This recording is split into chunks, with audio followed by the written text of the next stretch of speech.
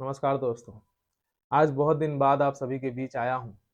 लेकिन आने का भी एक कारण है, क्योंकि लगातार पिछले 5-6 दिनों से या कह लें 1 सप्ताह से जो है मैसेज, कॉल और तरह-तरह के माध्यम से जैसे भी आप लोग हमसे बात करने की कोशिश कर रहे थे, जुड़ने की कोशिश कर रहे थे, रिक्वेस्ट कर रहे थे, बहुत तरह के सवाल थे, जो आप लोगों को जानना था।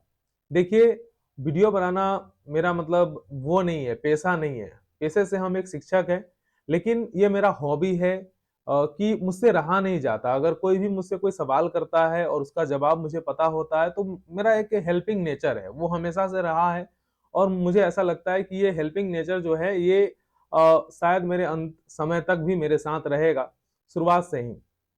और आज बहुत सारी बातें करनी है, आज अपने बारे में बातचीत करनी है और आप सभी से जुड़ी हुई जो समस्या है, उन सभी चीज़ों पर भी बात करनी है। वीडियो को अंत तक ज़रूर देखिएगा और सबसे पहले तो ये कि जो भी समस्या है, पहले हम लोग उन समस्याओं पे चर्चा करेंगे। देखिए, शिक्षा विभाग हमारे लिए बहुत काम कर रही है। एसीएस सर का हम लोगों को धन्यवाद देना चाहिए। वो इसके हकदार हैं, तो जहाँ वो हकदार है वहाँ उनको जो है ना धन्यवाद देना चाहिए। कुछ लोग कह सकते हैं कि मेरे सुर बदल गए, हम जो है वो डर गए, घबरा गए, बिल्कुल ऐसी बात नहीं है। डर किसे नहीं लगता है, डर सबको लगता है। लेकिन जो जायज़ है, जायज़ को जायज़ बोलना चाहिए। ठीक है? 17 साल से लोग जो हैं इस ट्रांसफर के राह में थे। लेकिन आखिरकार एसीएस सर के और बहुत सारे जो शिक्षा विभाग और सरकार सभी के इच्छा से ही ये संपन्न हो पाया है। नहीं तो 17 साल में लोग परेशान थे इतने ज्यादा, है ना, कि क्या कहें। लोग बहुत ज्यादा परेशान थे और वो सभी को सक्सेसफुल हो पाया है तो सिर्फ और सिर्फ हमारे एसीएस एस सिद्धार्थ सर के वजह से ही संभव हो पाया है। और उन जैसे और भी जो शिक्षा विभाग में लोग हैं और सरकार के नीतियां हैं उसके तहत हो पाया है, तो उनका तो कृतज्ञता होगी ही, उनका आभार हम प्रकट करते हैं और ये हमेशा रहेगा। अभी चलिए हम मान लेते हैं कि हाँ सभी लोगों का नहीं हो पाया, लेकिन काम शुरू हो गया है।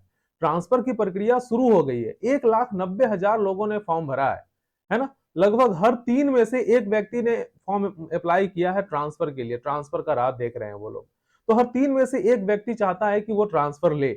तो ये बहुत ही जटिल समस्या है, बहुत ही बड़ा समस्या है। तो इस समस्या का समाधान करने में समय लगेगा। जो काम 17 साल में नहीं हो पाया था, है ना, वो अभी जाकर के शुरू हुआ है और आप उसे चाह रहे हैं कि मतलब 17 दिन में हो जाए, तो थोड़ा सा तो समस्या होगा। ठीक है? तो अभी जैसे बताया गया है, जो भी बातें हैं, तो ट्रांसफर सभी लोगों का होगा। थोड़ा-सा आप सभी को विश्वास रखना पड़ेगा। हमारा अपना विभाग है और इसके बारे में अगर आप गलत टिप्पणी करते हैं, कहीं पे भी, चाहे वो सोशल मीडिया हो जाए या फिर किसी भी माध्यम से गलत टिप्पणी करते हैं, आवेश में आकर, गुस्से में आकर या परेशान होकर, परेशान सब हैं, लेकिन कम से कम आप एक शिक्षक हैं, तो इस गरिमा को बनाए रखना होगा।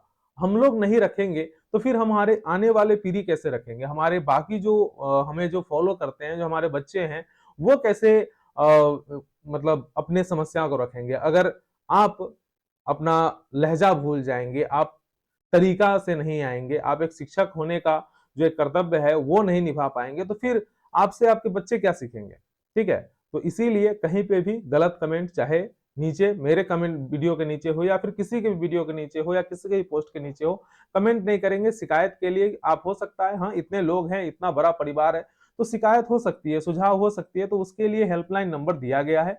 आप शिक्षा विभाग के हेल्पलाइन नंबर से बातचीत कर सकते हैं।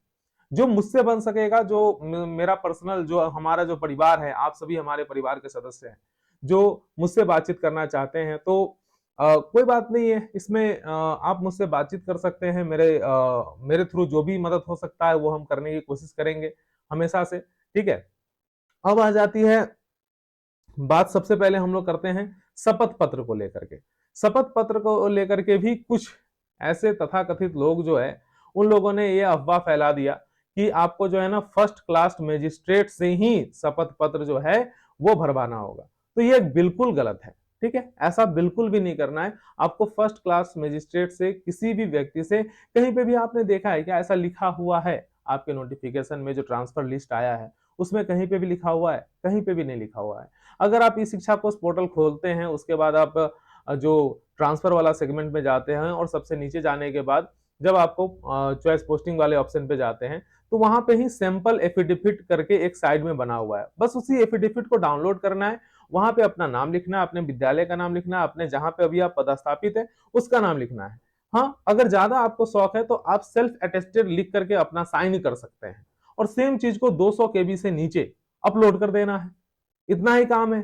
कोई भी किसी भी फर्स्ट क्लास मजिस्ट्रेट से आपको करवाने की आवश्यकता नहीं है। अगर होती तो फिर हम लोगों को शिक्षा विभाग द्वारा जो है नोटिस जारी करके ये बात बताया जाता।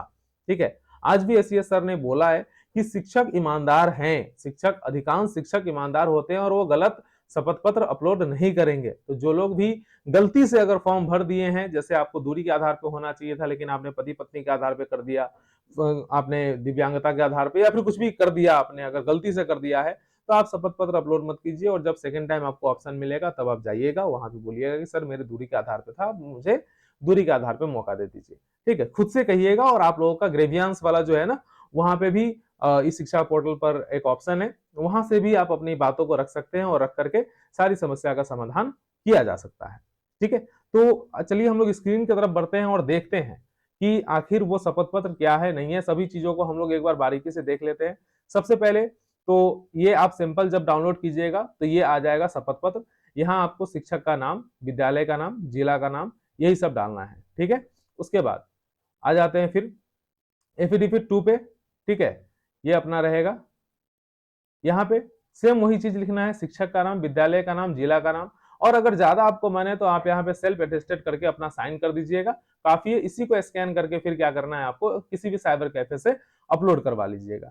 ये हो गई हमारा जो शपथ पत्र वाला काम था वो, ये आप करवा लीजिएगा। एक बार अगर आपने ओटीपी जमा कर दिया, ठीक है, उसके बाद ओटीपी आएगा, ओटीपी आपने सबमिट कर दिया, उसके बाद आप एडिट नहीं कर सकते हैं, तो इसीलिए सावधानी पूर्वक कर लीजिएगा। लास्ट डेट का इंतजार मत कीजिएगा, क्योंकि तब जाकर के सर्वर बहुत ज्यादा लोड पड़ जाता है। पता नहीं लोगों का ऐसा आदत ही बन गया है कि लास्ट डेट पर आकर के काम को करते हैं। ठीक है, तो उसका इंतजार बिल्कुल भी नहीं करना है। और जो आप लोगों को अभी से ही मौका है तो आज कर लीजिए, कल कर लीजिए, कल संडे भी है, कल कर लीजिए, कल बहुत अच्छा रहेगा। ठीक है, उसके बाद हम लोग आ जाते हैं कि ये वाला जो एक आज सर ने बताया था कि सभी का service book, service record complete नहीं होने के कारण 650 लोग का ट्रांसफर नहीं हो पाया। ठीक है, ये वाली बात भी कही गई थी, तो उस पर भी अगर हम लोग आते हैं, एक मिनट, वो भी हम लोग देख लेते हैं कि क्या है। तो आप ये 28/3/2025 का देख सकते हैं।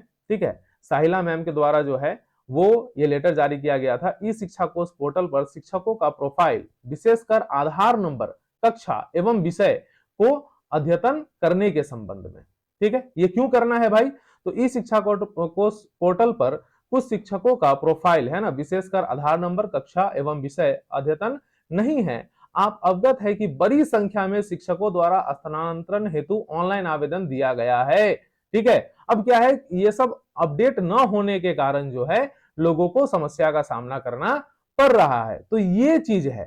ठीक है, तो ये ऑलरेडी 28 तारीख को लेटर जारी हो गया था और आप अपने अपने विद्यालयों में ऐसा आपके हेडमास्टर के द्वारा जो है इस प्रकार से आपसे प्रारूप भरवाया गया होगा।